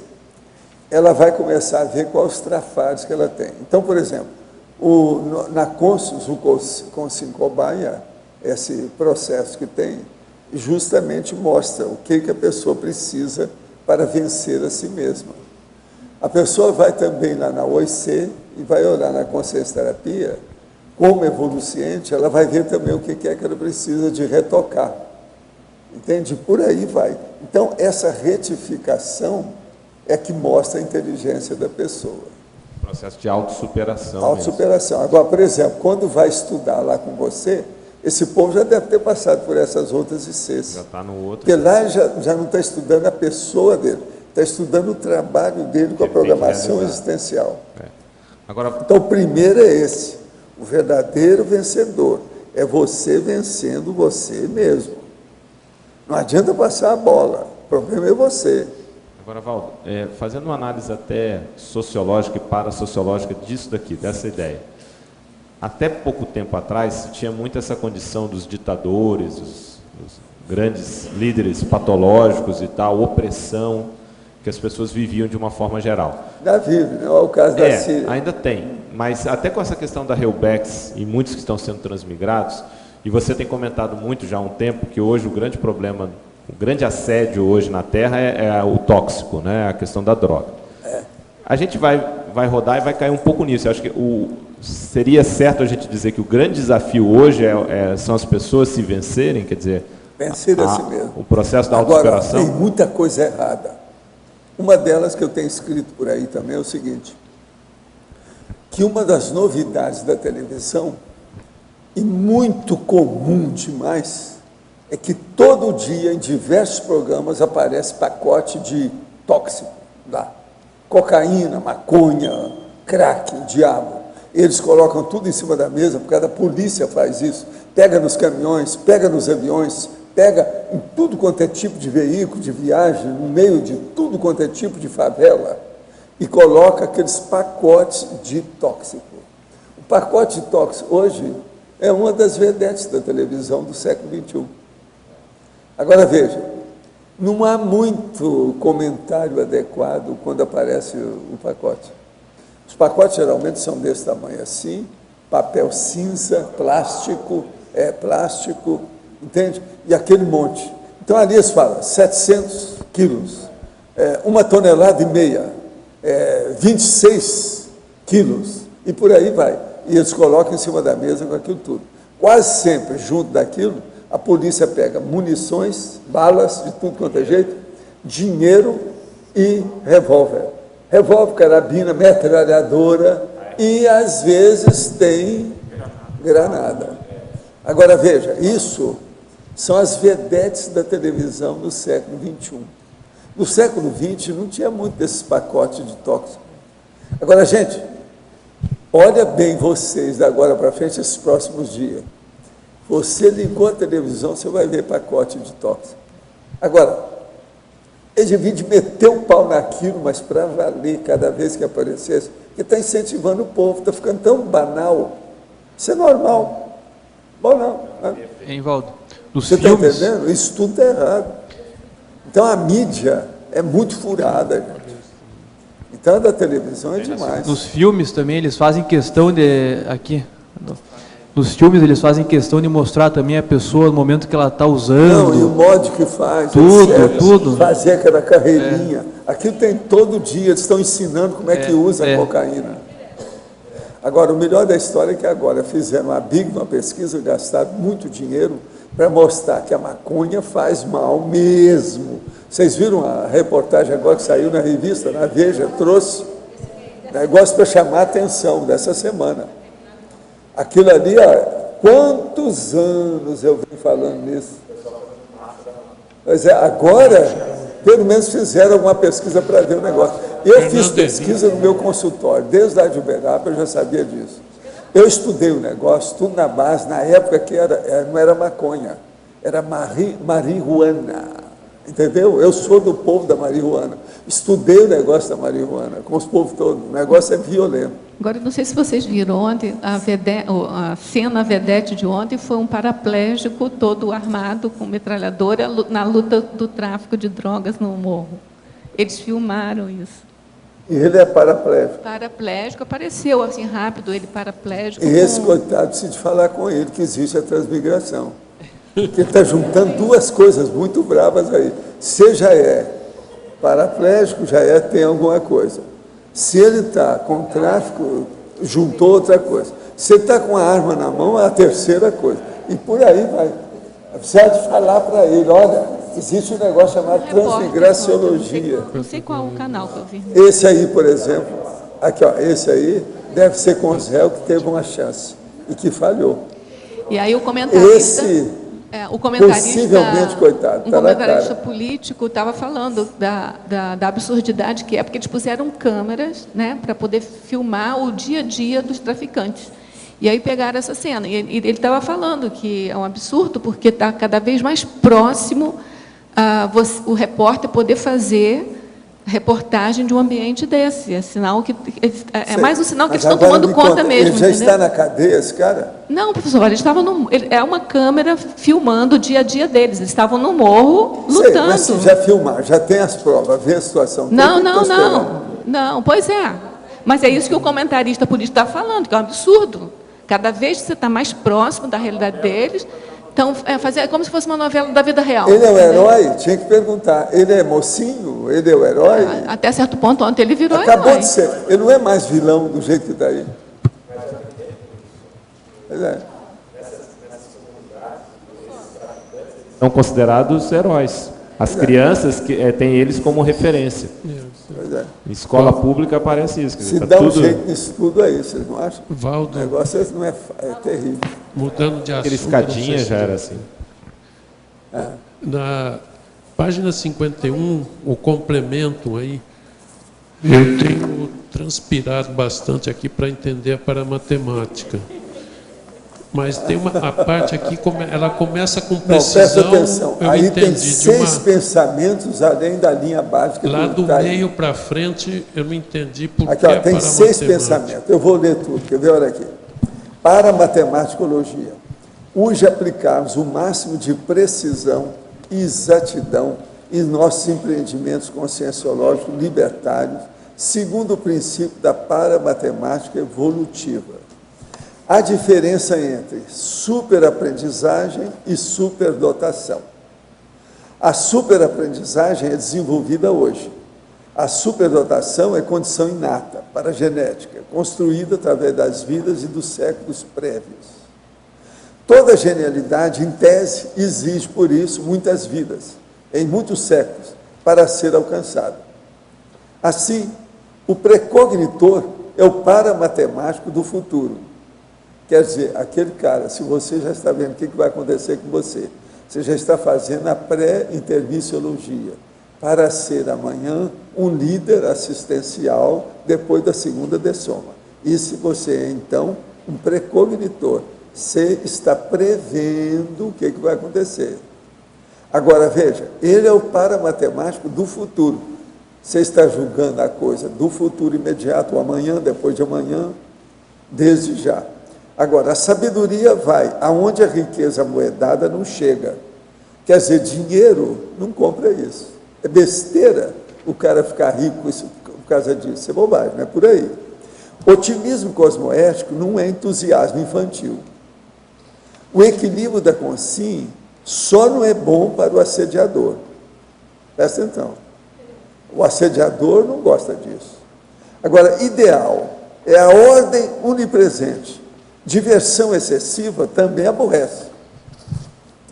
Então, veja, tudo é matemático. Valdo, quando ele puxa aqui com precisão. Pois é, tudo depois é com pra precisão. Frente tem Olha tudo, só as comparações que eu estou fazendo. Parece que tem tudo a ver com precisão para frente. Pois é. Também. É isso? É isso. Você tem que colocar matemática, examinar tudo, o que vai acontecer amanhã e depois de amanhã com você, o que vai dar. Então, você está prevendo. Isso é o prognóstico da situação que você tem. Como é que você está examinando? Isso é que nós precisamos. Gostaria que fosse explicado no caso em que a desordem familiar, viu, Rosana, ocorreu devido à bipolaridade e o toque. Qual poderia ser a relação disso com a para-história do grupo em relação a essa consciência? Qual o efeito evolutivo da doença mental sobre a consciência e o grupo karma? Existem atenuantes? Ocorreu com meu irmão nessa vida e acabou passando para um acidente de percurso e ele dessomou. Poderia só repetir a pergunta, professor Valdo? Que eu... Não. Aí o que ele está falando é o processo, que a bipolaridade e o toque dentro da família. Como é que funciona isso com o grupo karma? Se é do grupo karma, aí tem a ver com a genética, paragenética e assistência da própria pessoa que está mais lúcida entre o familiar. E a parte eu acho que quando existe alguma coisa desse tipo na família, é para os próprios familiares aprenderem também, que nada é por acaso. Se isso está dentro da família, não tem saída, é com o familiar mesmo. Não dá para virar as costas e fazer de conta que não está vendo isso. E procurar processo terapêutico de psicólogo, psiquiatra, e ajudar da melhor maneira possível. Claro que, às vezes, a gente vai se frustrar e não vai ter os resultados que a gente queira. Mas é o respeito à própria consciência que ressomou nessa família e que não, se ela está nessa família aí, ela tem toda a história, a para-história dela. Então, não adianta querer pegar daí e fazer o que pode, o melhor que possível, para ajudar essa consciência da família. E o processo, geralmente, é psicólogo e psiquiatra. E a própria conscienciologia tem bons resultados disso. Professor, é possível organizar a relação de pai e filha, onde a filha foi molestada pelo pai aos 12 anos? Sim, é possível perfeitamente isso aí. Agora, a primeira coisa que você tem que olhar é o seguinte, é ver como é o estado de ânimo da filha. Ver o que aconteceu com ela. Se ela se casou depois, se ela tem filhos, isso pesa muito na balança da relação.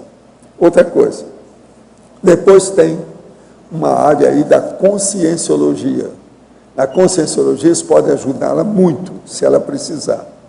E depois tem um jeito de curar o processo de vida, esse processo de ter sido molestada na infância, é através da psicologia cognitiva comportamental. Há umas psicólogas muito boas nisso, que vivem atendendo o povo aí, ajudando muita gente nesse sentido. Isso também ajuda. Então, a primeira coisa é essa, ver a filha, como é que ela está hoje, o que ela pensa, de que modo que é. Ela que tem que ter, em primeiro lugar, a decisão de ter relação e contato com o pai. Agora, depois, é abordar o pai e ver como é que está a situação, se ele permite a abordagem nesse sentido, como é que fica isso, se ele admite alguma confabulação. Isso é o segundo tempo que tem que ser visto. Primeiro tem que ser com a filha. Professor, até que ponto a fé desencadeia a autovitimização? Bola, você precisa perguntar, isso acontece nas melhores famílias por aí, família de fanático. Poderiam afirmar que a fé deixa a pessoa à mercê do destino e que quando ocorre algo negativo com a mesma, há um processo de autovitimização perante o cosmos? Sim, mas não é bem isso. A fé leva a pessoa para a lavagem cerebral. Então, ela não é o destino que ela fica à mercê, não. Ela fica à mercê daqueles que dominam aquela fé. Conforme aceita a religião, são aqueles que mandam. Se na Igreja Católica, são sacerdotes profissionais pedófilos que tomam conta dela. E por aí vai. Cada um tem aqueles profissionais de cada seita e religião. Esses é que são os lavadores de cérebro. O problema, então, com a pessoa que tem que fazer é ela acabar com a lavagem cerebral. Fazê-la pensar por si. Ela ter experiência pela própria vontade. E deixar de ser Maria vai com as outras, ficar submissa, ajoelhada, genuflexa, perante o processo do fanatismo religioso. A fé acaba levando a pessoa ou para a guerra ou para a autovitimização. Isso é muito comum. No DAC, na página 51, em Para Matemáticologia, antepenúltima linha, ideal, ordem onipresente. O senhor poderia falar desse ideal de ordem? O problema todo é o seguinte, na bandeira do Brasil, eles colocaram um disco que chama Ordem e Progresso.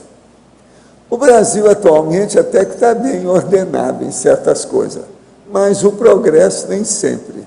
Eles agora estão querendo pôr uma ordem maior nessa história através do julgamento do mensalão. É o maior crime político que já foi cometido na história do Brasil em 500 anos. Vamos ver o resultado. Parece que na próxima semana, ou nesse início de mês, eles vão dar o resultado das prisões de quem é que vai para a cadeia. Nós estamos esperando, igual a maioria da população do Brasil hoje, que muita gente fique atrás das grades para dar exemplo para as gerações futuras agora que tem por aí e melhorar esses partidos, o Senado e a Câmara dos Deputados, que é uma vergonha tudo que tem aí. Vamos ver se eles acabam com esses políticos fósseis depois desse mensalão. Está cheio de político ainda fóssil, bolorento, fedorento, fossilizado, que precisa de dar um jeito nesse povo. A turma já está sabendo quem é quem. Então, vamos dar um jeito nisso. Agora, o Brasil é muita gente que não tem mais ânimo com o processo de política. É uma pena. Eu acho que precisa de renovar isso aí. O povo tem um pouco mais de ideia, vamos dizer, cívica, de defender esse país, arranjar um jeito para não ficar assim, tão negligente, tão indiferente com essa situação. Então, vamos chegar aí e pensar no processo da ordem onipresente. Se o Brasil não quer seguir isso, você pode seguir. Então, o que é que você faz? É o que nós recomendamos aqui. É fazer a técnica do processo da auto-organização. Um dos primeiros laboratórios que nós fizemos aqui é o laboratório da auto-organização. É justamente devido a isso. O brasileiro precisa de organização. As gerações novas são muito desorganizadas. A meninada, de modo geral, hoje, a maioria é desorganizada. Não tem a mesma organização, por exemplo, das gerações anteriores. Então, está uma bagunça danada. O processo da internet com a computação ajudou por um lado e piorou demais por outro, nessa questão de desorganização. Então, é muita gente desorganizada. Começa pela desorganização. Arranjar, por exemplo, só no visual das pessoas, você vê, tem aqueles meninos que andam com a calça, que o bumbum fica na região poplita, quer dizer, atrás do joelho. Sabe? O bumbum da calça. O negócio, tudo isso aí já mostra. Se ele não tem nenhuma expressão na força presencial dele, se ele anda de qualquer maneira, desorganizado, desleixado, relaxado, ele não dá valor nem para a pessoa dele, como é que fica? Agora vocês vão falar assim, não, mas ele é porque é moço, não sei, moço o quê? Tem um monte deles, hoje tem menina de 10 anos que já está dando a luz, já não pode falar que tem moço não, e outra coisa, está tudo errado, que essa maioridade penal devia diminuir, tem gente que acha que a maioridade devia de ser aos 12 anos, saiu agora uma reportagem falando isso, é muita gente no Brasil que já pensa que a maioridade devia de começar com 12 anos. O que adianta? O menino vai lá, mata os outros, daí a pouco ele está na rua. O Datena, todo dia fala lá, Brasil, gente, lá na Band. Olha lá que vocês vão ver isso, todo dia tem menino matando os outros, atirando, fazendo isso, fazendo aquilo, e fica por isso mesmo. Então, veja, tudo falta ordem. Agora, essa ordem, como é que nós falamos nela aqui? É a técnica da auto-organização. Então, a pessoa tem que disciplinar a vida dela. Para isso, então, é que nós temos uma série de cursos, uma série de laboratórios, uma série de debates que tem aqui sempre, inclusive na tertúlia, orientando a pessoa para fazer a ordem na vida dela. Então, por exemplo, eu mesmo começo a falar, quando a pessoa se interessa pelo assunto da auto-organização, eu começo a dizer para ela, então, certas técnicas ainda mais sutis e avançadas. Aquela, por exemplo, a pessoa saber o que ela faz matematicamente na hora que ela levanta e vai ao banheiro. Quais os passos que ela é capaz de fazer todo dia. Aquilo é da rotina dela. Então, a maioria das pessoas nunca chegou a estudar os detalhes de uma condição dessa. Então, essa pessoa não é bem organizada. Quem se organiza sabe de tudo. E na hora que você se organiza, que tem ordem na sua vida, a sua memória melhora, o seu juízo crítico melhora, a associação de ideias com as coisas e as pessoas vai melhorar. Enfim, a sua cosmovisão se amplia. Você deixa de ter uma monovisão ou uma egovisão pequena para ter uma visão maior, panorâmica. Isso melhora a vida da pessoa demais. É o que a gente tem tentado aqui esses anos todos. As tertúlias existem para isso. Então, a primeira coisa, o que é que a pessoa tem que ordenar, disciplinar? Você vai falar assim, não, tem que disciplinar a marcha dela, o modo dela caminhar. Não, isso é importante, porque tem gente que anda assim, ó, igual macaco, igual gorila. Esse está tudo errado. Ele tem que andar certo cada coluna, porque senão mais tarde vai afetar a coluna dele. Aos 40, ele vai começar a sentir a coluna dele toda atrapalhada.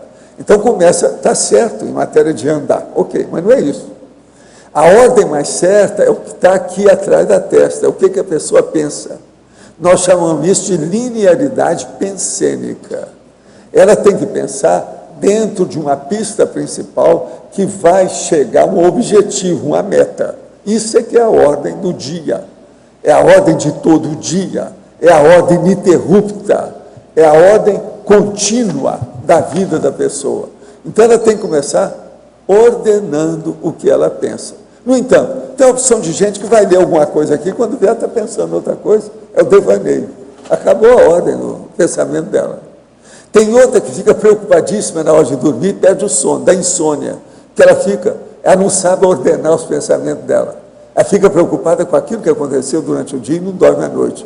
Amanhã não vai resolver nada, porque ela não dormiu direito. Aquilo só vai piorando, piorando, piorando, piorando, e a pouco ela está lá, atrás de um psiquiatra para ver, porque está com insônia. Isso tudo é falta de ordem, de pensenizar. Então, começa por aí. Agora, a verbetógrafa. Gostaria que comentasse o fato de que, quando ocorre uma crise familiar, os membros dessa família, muitas vezes inconscientemente, têm a tendência de achar que tudo tem que ser resolvido por uma única pessoa. O seu verbete é sensacional. Parabéns. O Daniel Ferreira, de São Paulo, está perguntando. O que ele comentou em o medos? Foi que eu entendi. O que ele está querendo é o fato que ocorre uma crise familiar, ele acha que só a pessoa que deve resolver. Quando a crise familiar, como é que é? O que você acha? Só tem um problema. Aí entra a visão dos trafares e trafores, que eu acho que cada um... Eu vou falar da minha experiência de novo, que assim, eu sempre penso assim, cada um tem uma maneira de ajudar. Um pode por causa da parte de ter o dom, talvez, de ter mais paciência com a pessoa. O outro, por exemplo, assim, ali a gente se organiza para cuidar da minha mãe, a gente combina, não, hoje você vai ficar na casa de uma filha. Então, assim, quem que tem predisposição, quem tem a possibilidade de ajudar? Então, de novo, organizar, fazer uma reunião familiar, que cada um vai poder colaborar com alguma coisa, e essa pessoa, às vezes, tem possibilidade disso. Às vezes, levar o médico. Então, quem tem um carro que poderia levar, que está dentro da sua possibilidade de tempo, do próprio emprego, se trabalha fora, ou tem tempo para... hoje vamos levar minha mãe no médico, então quem poderá levar? Isso aí é também direcionar tarefas e deixar claro e se posicionar. O importante é posicionamento. Não sobrecarregar uma pessoa só. E se você é essa pessoa que carrega todos nas costas, então teria que repensar, de posicionar e ver se não, essa pessoa hoje tem possibilidade de fazer essa tarefa, essa tem a possibilidade de cuidar da mãe hoje, ou do pai, ou do irmão, que às vezes precisa de ajuda. Então, cada um vai ter abertura para isso. Esse mais sério é o posicionamento mesmo. Rosana, ali na fatologia, na terceira linha, você poderia falar um pouquinho mais sobre a autovitimização de integrante do grupo, reforçada pelos familiares, e também na próxima página, fatologia, a segunda linha, a desorganização financeira intrafamiliar? A autovitimização do integrante do grupo é que existem, às vezes, pessoas na família que têm pena, muita pena. Eu tenho pena.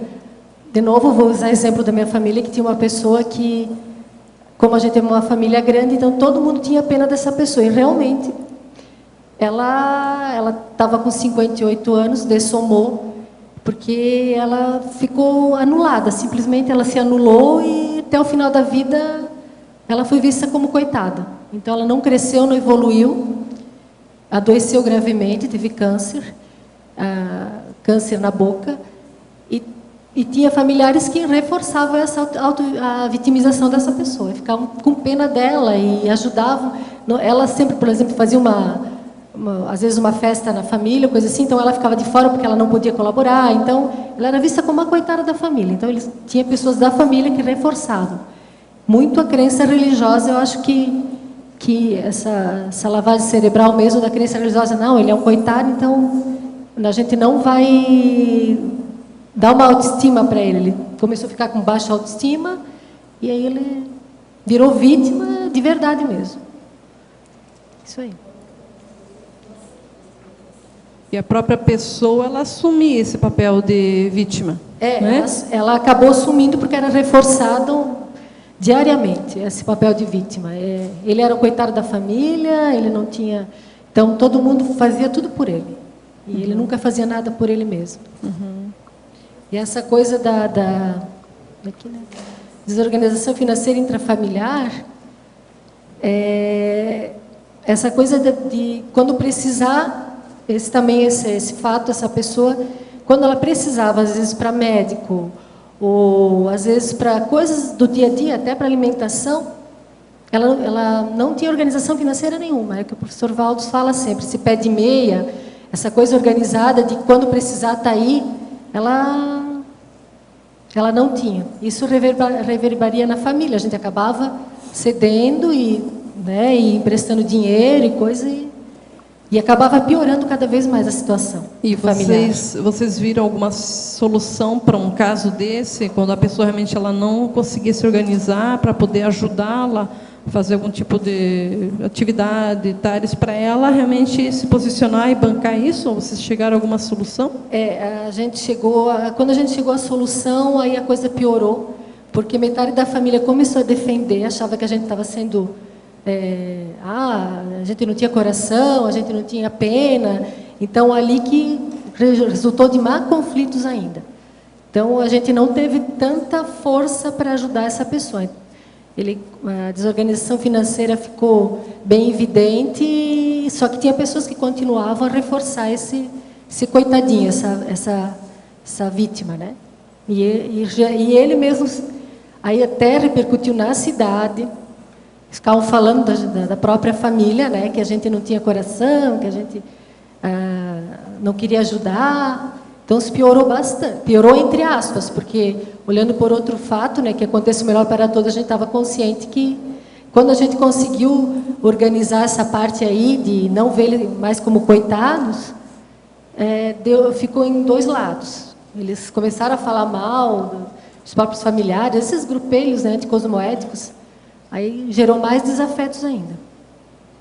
E hoje a gente está tentando, hoje parece que está melhorando, eles estão vendo que o próprio familiar que tinha a mulher e filhos melhorou bastante, eles já não estão mais tão dependentes da gente. A gente conseguiu ter uma parte de sucesso nessa parte. A minha irmã pode estar aqui, ela até viveu isso comigo. Então a gente viu coisas bem positivas acontecendo agora. A própria família dele está bem... assim, indo para frente mesmo, estão se virando bem. Deu certo, assim, ó. Deu briga, mas no final deu resultados positivos. Rosana, você já deve ter falado, mas vou perguntar novamente. Se você já falou, vou pedir para você repetir, sobre esse mito de Abas. O mito de Abas? Por favor. Página 3. É um mito da mitologia grega, né, da central da atual Grécia. O Abas era um conquistador de sucesso até ele teve filhos, e aí gerou, porque parece que vieram gêmeos, aí um matou o outro, aí veio esse mitos de conflitos familiares. E agora, na nossa época aqui, o mito de Abas ele está relacionado à convivência difícil, convivência familiar, e o ódio que nasce entre as famílias consanguíneas. Esse é o mito de Abas. Olha, é bom eu avisar que não tem nada a ver com as abas do meu chapéu, tá? Não.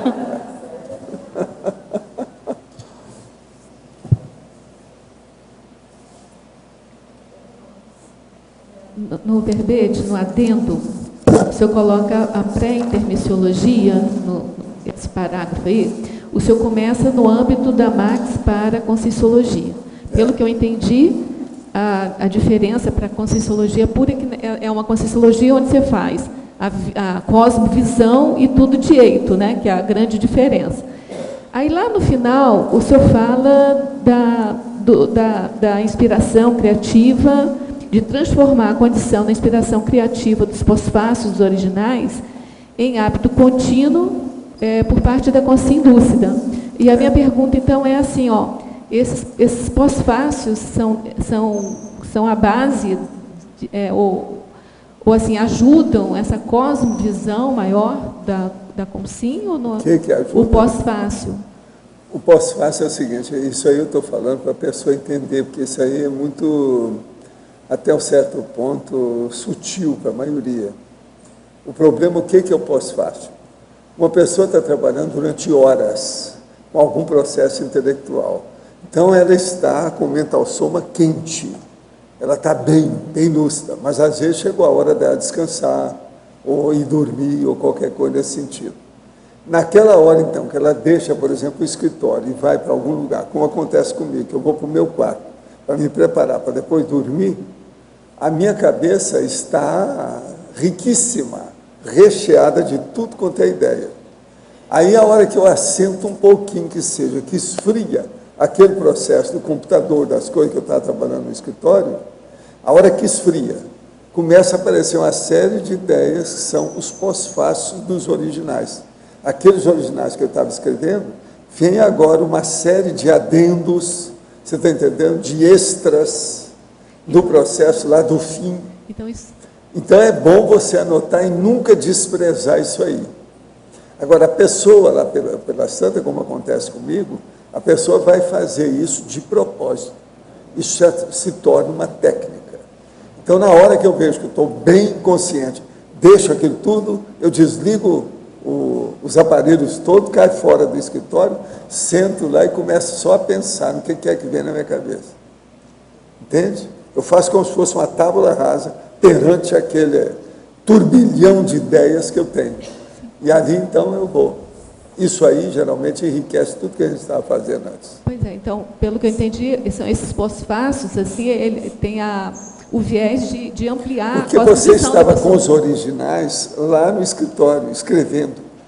A hora que você achou que está tudo certo no computador, você desligou. Tem uma ideia mais... Aí você vai ver, não, mas tem os pós-fácios. Tem aquilo que vem depois dos originais. A hora que você terminou, que aí você está vendo outra visão. Porque antes você estava compondo o corpus daquelas ideias.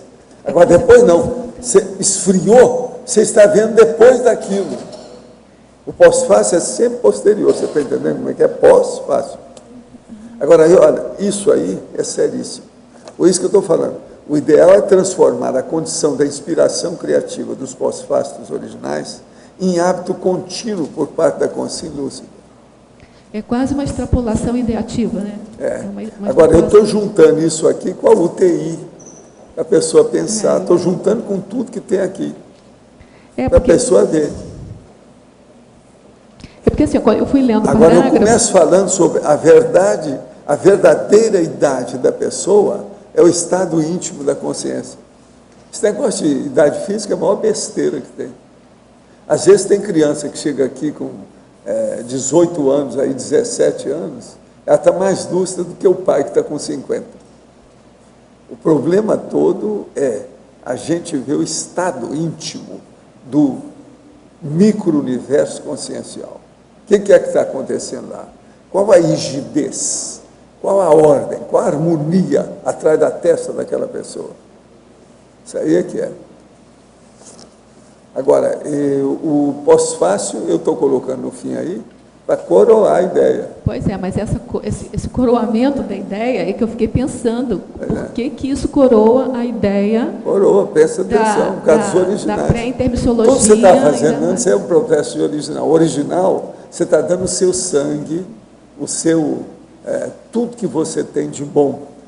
É ali, é o suprassumo seu, é o néctar. Mas são os é o líquor do seu sistema nervoso central. Está entendendo? Acho que eu já entendi.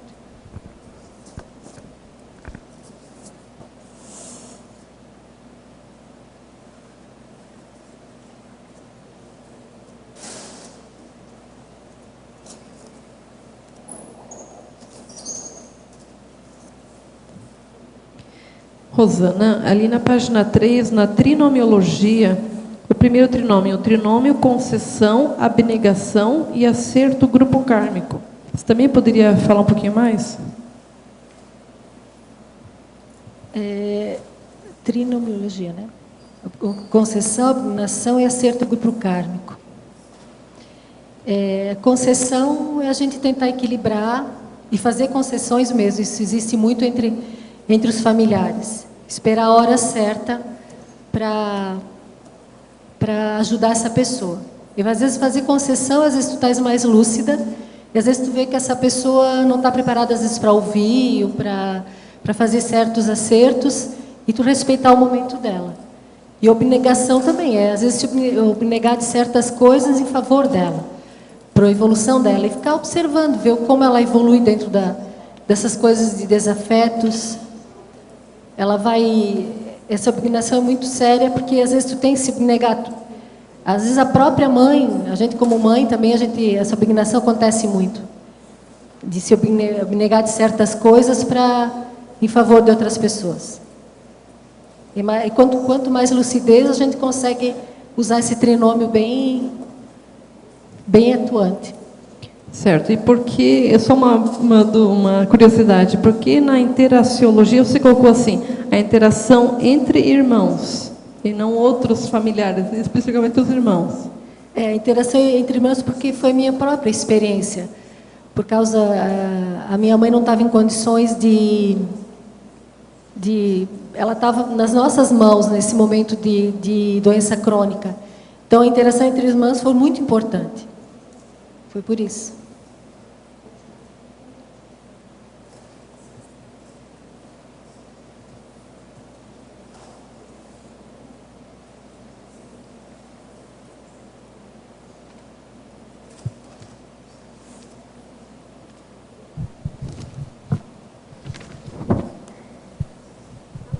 Fala um pouquinho da sua frase tática para a gente. O que são essas microentropias diárias? O que você está considerando micro? Assim? Micro são pequenos mágoas, pequenos desafetos, pequenas palavras que magoam, e a pessoa vai guardando, vai dramatizando isso e vai ficando grande. Chega uma hora que a pessoa perde a própria lucidez, está ali mergulhada na mágoa, está mergulhada e fica uma desordem interna mesmo. A pessoa não consegue mais perdoar, não consegue mais sair desse embrolho, dessa confusão até mental, né, pensênica.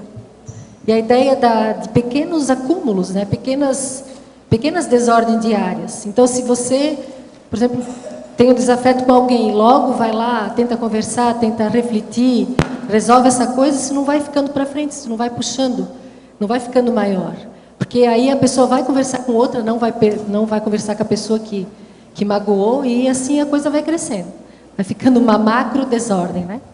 E a acomodação mimética, os diários, pequenos gestos antifraternos, né? E a acomodação mimética é aquela coisa da mesmice mesmo. Ah, não, hoje não. Ah, eu não consigo perdoar. E vai acumulando, né?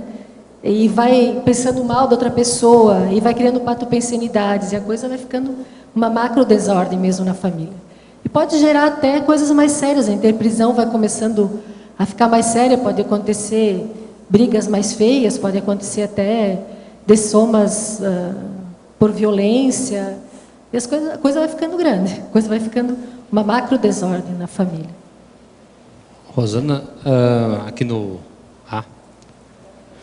Você detectou essa questão da desordem a partir de que momento? Foi a partir da doença da sua mãe, ou você já detectou antes essa questão da desordem familiar? Quando é que você se deu conta da desordem?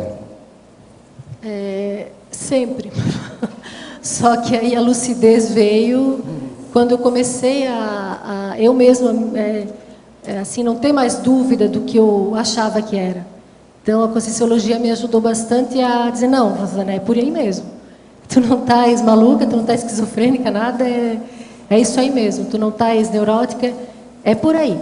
É isso que eu comecei a perceber, e com a lucidez da interprisão, da dessoma, né, que a gente continua, isso aí que acentuou mais a coisa. A partir desse momento houve um alívio, de certa forma, dos teus autoconflitos, e você conseguiu analisar a coisa mais isenta, é isso?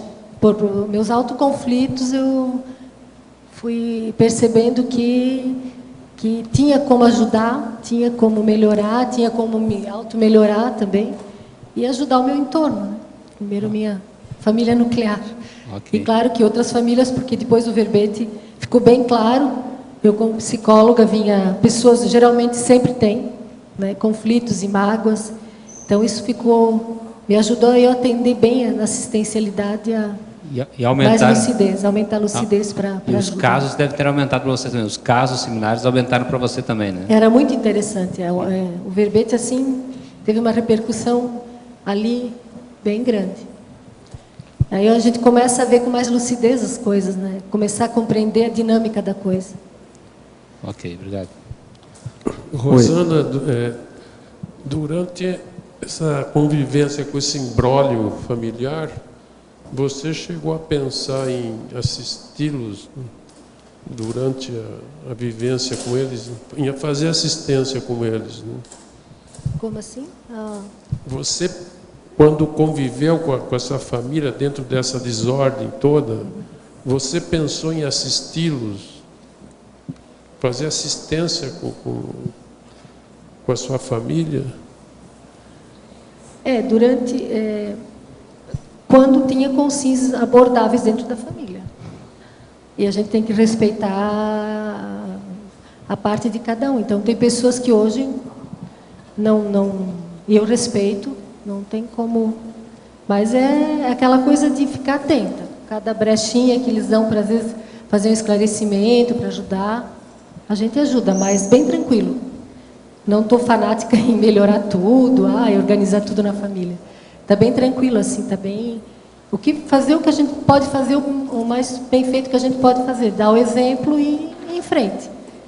E a pessoa que às vezes está ali aberta para assistência, a gente faz assistência, aquela que não está muito, né, então a gente respeita. Então, ok. Agora, nós esperamos, Rosana, mas sem verbete seu. Você viu que o seu verbete está sensacional. O rapaz falou aí, seriamente, lá de São Paulo. Olha bem isso, hein? Os nossos comerciais, por favor. Obrigada. As pontuações da tertúlia de hoje foram 68 assinaturas no livro de presença, 23 perguntas presenciais e 16 perguntas respondidas online. O Colégio Invisível da Dessomatologia gostaria de lembrar a todos para participarem da pesquisa de opinião que está sendo feita no estande que está à frente à recepção do CAEC. Hoje vamos ter 5 recados. Loge, balanço existencial, Melissa, curso superando o medo da morte, Nilma, fundamentos da conviviologia, Eduardo, SCP-2, Foz, e eu vou falar sobre as teáticas do CPC. Pessoal, boa tarde. Eu gostaria aqui de convidá-los para o curso Balanço Existencial, edição de 2013. Nós vamos ter isso nos dias 9 a 12 de fevereiro, período do Carnaval. Então, é a 11ª edição deste curso e vai contar com o objetivo de ajudar a pessoa a fazer um verdadeiro inventário da sua vida, levantando seus erros, acertos, conquistas, omissões, realizações, e a partir daí, então, poder fazer um balanço, uma avaliação dos resultados que ela vem obtendo na programação existencial. E, na sequência, elaborar um plano de ação. O que ela pode atingir, realizar nos próximos anos, a fim de ampliar a sua performance dentro da ProEx. Nós vamos contar com em torno de 20 professores, uma série de atividades dentro do próprio curso, e aí contamos com a participação de vocês. Muito obrigado. 9 a 12 de fevereiro de 2013, ano que vem. Boa tarde a todos. O IPC convida você que se interessa ou quer desdramatizar o assunto de soma para participar do curso Superando o Medo da Morte, que acontecerá em Foz do Iguaçu.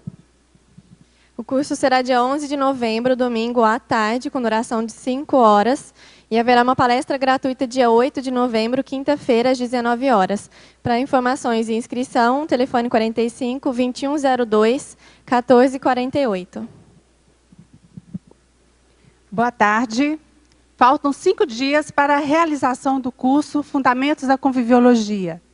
Onde você considera que vem convivendo?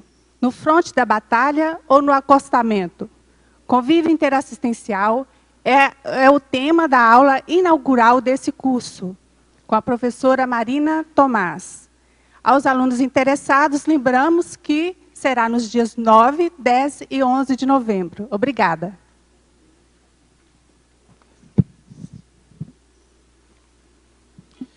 Boa tarde a todos. O IPC convida para o curso ECP2 em Foz do Iguaçu, nos dias 11, 12 e 13.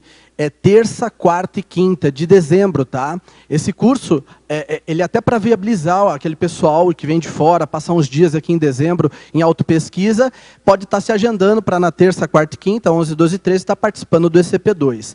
Ele é um evento que antecede o congraçamento e a comemoração de 25 anos do IPC.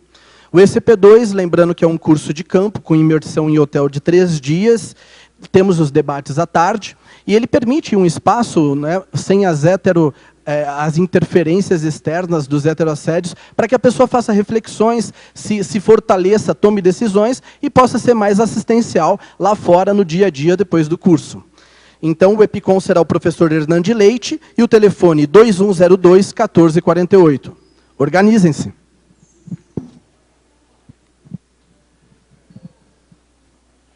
Gostaria de lembrar aos tertulianos e teletertulianos que no dia 16 de novembro, 17, 18, começará a segunda turma do curso Teáticas do Código Pessoal de Cosmoética. Este curso acontece em 2 módulos, o primeiro vai ser agora, em novembro, o segundo módulo será em fevereiro, dia 1, 2 e 3 de fevereiro. O curso visa a construção do Código Pessoal de Cosmoética, para quem já fez seu aperfeiçoamento, através de técnicas bem práticas, para que todos possam sair com o código feito.